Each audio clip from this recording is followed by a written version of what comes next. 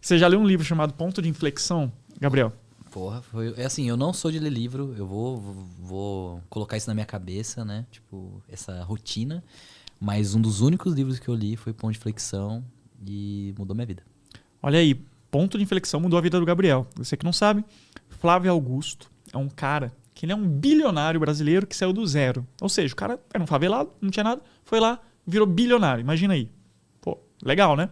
E ele escreveu um livro, vários. Um deles é o Ponto de Inflexão, em que ele conta a história de vida dele, mostrando o raciocínio que ele tinha em cada ponto da vida dele. Ó, nesse momento aqui eu estava no ensino médio e eu tinha essa escolha e essa escolha. E eu escolhi essa aqui por causa disso. Então você começa a aprender a pensar como um bilionário. Olha que riqueza. E a galera muitas vezes não sabe disso. Então vai lá, lê Ponto de Inflexão. Isso é uma dica que eu te dou, um conselho. Mas vou pegar essa analogia do ponto de inflexão para dar substrato para o que a gente está falando aqui no podcast. Por que a gente vai investigar um pouquinho, questão mesmo de história de vida?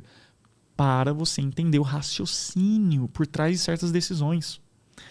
Do que adianta falar, ganhei 200 mil seguidores no Instagram.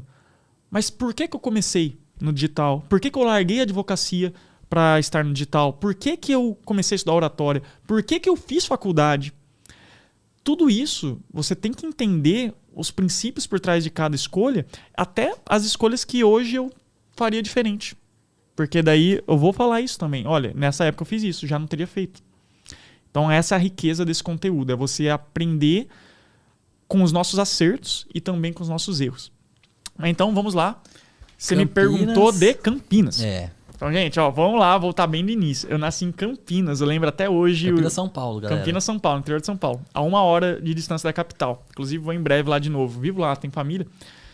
E eu morei em Campinas de 95, que foi o ano que eu nasci, até 2006. Ou seja, até os 11 anos de idade. Teve ali 2 aninhos que eu morei em Natal, Rio Grande do Norte, mas quando eu era bebê. Mas assim, tive minha infância ali até os 11 anos de idade em Campinas. E lá em Campinas, eu já comecei a perceber uma coisa que era... Os meus pais, eles sempre tiveram uma vibe de se sacrificar muito para que eu e o meu irmão pudéssemos ter a melhor educação possível. Então a gente estudava num colégio que é o Colégio Madre Cecília. Eu não sei se talvez você já ouviu falar, que o Gabriel também é de Campinas, né? Exato. E o Colégio Madre Cecília, cara, ele é bem tradicional, pô, conhecido lá. É um bom colégio. Só que ele é caro, só que ele custa uma bufunfa. E daí, o meu pai sempre, e minha mãe sempre teve essa vibe de conter gastos, mas eles não abriam mão da educação dos filhos. E isso leva, assim, essa gratidão comigo e por isso mesmo eu quero ganhar muito dinheiro para poder também retribuir um pouquinho para eles. Porque eu não sei se você vai se identificar com isso, mas os meus pais, Gabriel, eles tiveram uma vibe muito estoica durante muitos anos, até recentemente. Eles não iam para o cinema, esquece cinema, não iam para restaurante, nunca comiam fora, não podia nem iFood, nada. Eles, assim, sabe como a vida bem... Qual que é a palavra? Não é estoica. Pacata? Não é pacata.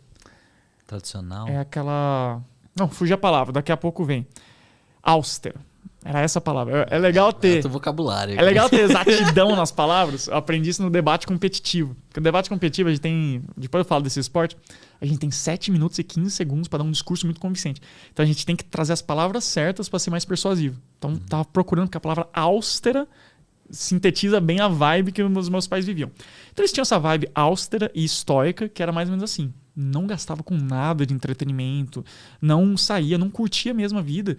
Por quê? Porque faziam questão de não deixar nada faltar lá em casa. Investir em vocês. Investiam tudo na gente. Inclusive, o meu pai, até hoje, ele tem um sonho, que é... Meu pai, ele tem um sonho de fazer um cruzeiro. Ele nunca fez um cruzeiro. Cruzeiro, sabe? Do mar. O meu pai ama o mar, ele sempre quis fazer um cruzeiro. Só que ele não realizou esse sonho dele porque ele deu all-in pra mim e pro meu irmão. O meu irmão hoje tem 34 anos, formado em engenharia mecânica, mora no Sul. E daí, e nós dois nos formamos numa federal. Então, poxa, essa educação deu certo, né? E daí, o meu pai, ele nunca pôde realizar esse sonho. E daí eu fico pensando, caramba, já imaginou se o cara morre sem realizar o sonho dele?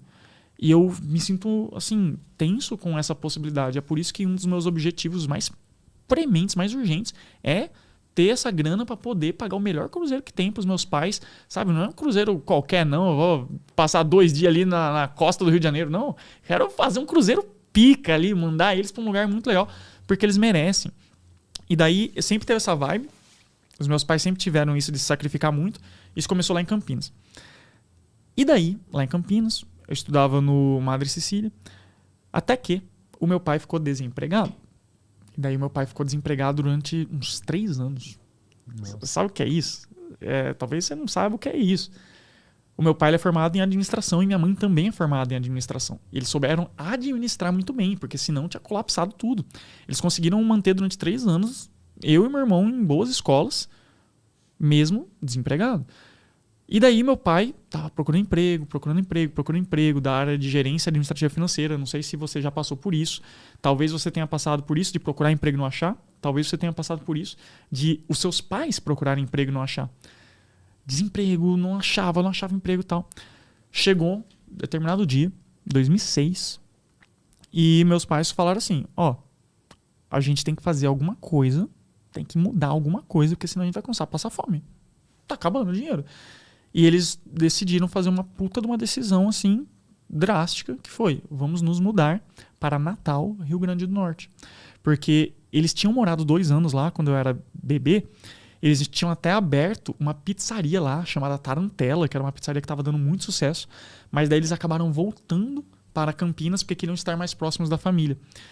Só que daí, com esse desemprego todo, eles falaram, cara, vamos tentar alguma coisa, a gente não pode. Estão 3 anos desempregados, gente, não dá certo. E daí, boom, 2006 a gente se muda para Natal. Sendo que foi uma mudança um pouquinho traumática. Como assim? Eu não pude me despedir dos meus amigos de infância. Eu lembro que foi uma coisa que me marcou muito. Eu passei anos estudando com a mesma galera, né? Tinha até aquela menina que a gente gosta, tudo mais. Tinha meu melhor amigo.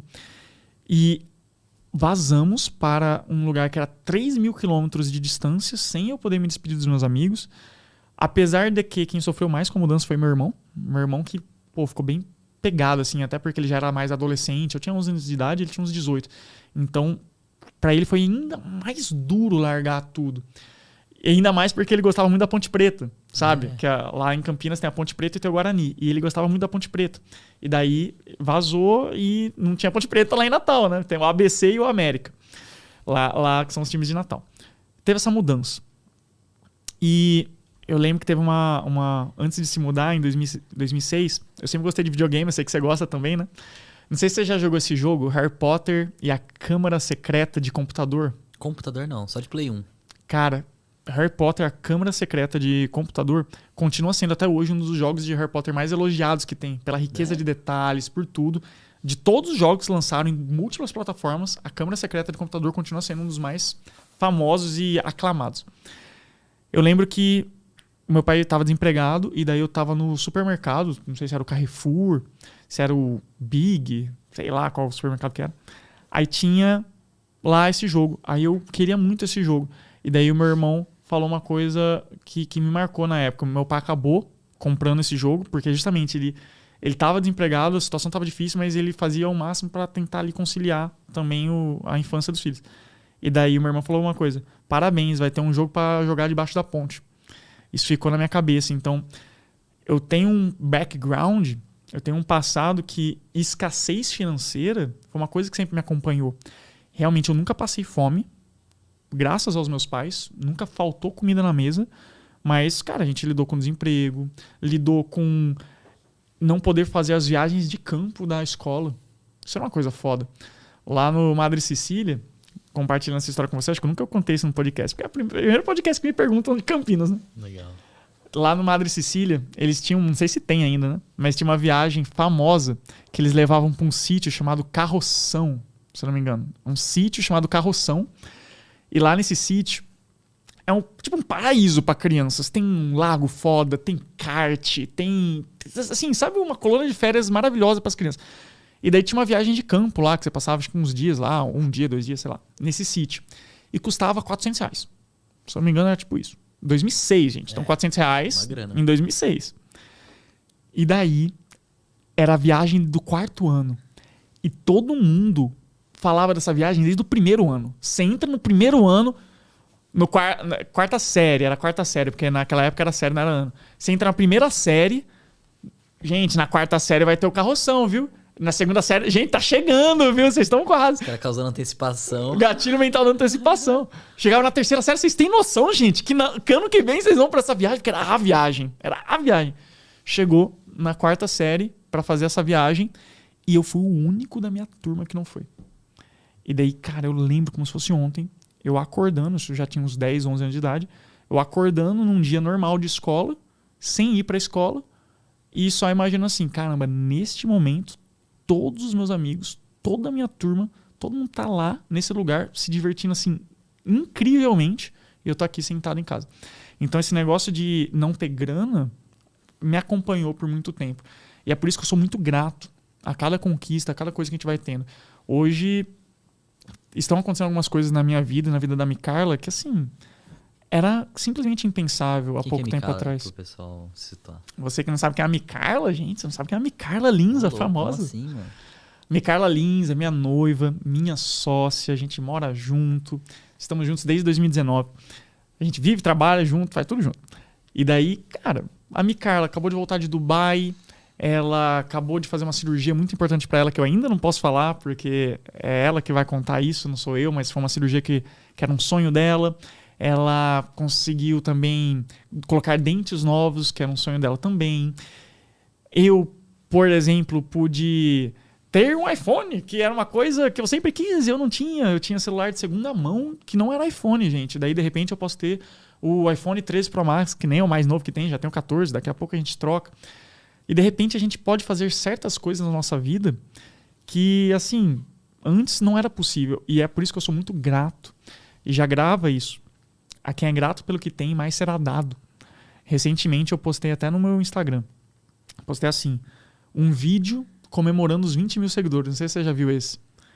Já, foi agora há pouco, não foi que você postou? Agora há pouco eu postei, mas eu já tinha mais de 200 mil. Sim, sim. Só que daí eu postei um vídeo comemorando os 20 mil, que eu ainda não tinha postado. Uhum. Eu falei, gente, tô muito feliz, tô aqui com 20 mil. E eu tava comemorando os 20 mil do mesmo jeito que eu comemoro os 200, que eu vou comemorar os 300, 1 milhão. Porque quem é grato pelo que tem, mais será dado. E se você for no meu Instagram mais atrás, você vai ver um post de foto estática, assim, que é um post eu na frente de um computador, em abril de 2021. E a legenda do post vai falar assim, gente, estou há uma semana produzindo conteúdo. Há uma semana eu fiz minha primeira live, eu fiz meu primeiro Reels e eu tô pegando o jeito. E chegaram, e eu falo que tipo, chegou uns 20 seguidores. Eu falo assim, nossa, chegaram uns 20 novos seguidores e eu tô muito feliz para vocês que chegaram. E olha só que legal, a quem é grato pelo que tem, mais será dado. Tava comemorando pouquíssimos seguidores, comemorando o meu primeiro Reels, comemorando a minha primeira live. Um ano e pouco depois, eu já seria a maior referência de oratória do Brasil para muitos, para alguns nem tanto, mas em breve a gente vai falar que a proposta aqui é a gente falar do passado, do presente e do futuro. Quando a gente chegar na parte do futuro, eu vou falar o que aguarda o futuro do El Professor da Oratória. Se você quiser saber o futuro do El Professor da Oratória, você fica aí até o final.